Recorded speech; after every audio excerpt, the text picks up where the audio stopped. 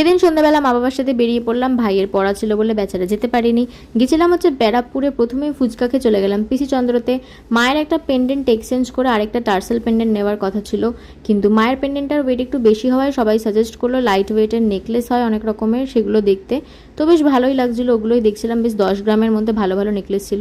এটা অনেক আগেকার ভিডিও দেখো, তাই জন্য এরকম মাফলার টাফলার জড়িয়ে আছি আমরা। তারপর চলে গেছিলাম আমার ফেভারিট সাউথ ইন্ডিয়ান দোকানে। এখানকার খাবার আমার দারুণ লাগে খেতে, ব্যারাকপুর স্টেশনের সামনেই এটা। এ দেখো মা কি সুন্দর খাইয়ে দিচ্ছে বাবাকে। আর ফেরার পথে নিয়ে নিয়েছিলাম চিকেন হাক্কা নুডলস রাতে ডিনারের জন্য, নাহলে আমার ভাইও দুঃখ পেয়ে যাবে, ওর জন্যও তো কিছু নিতে হবে তাই না।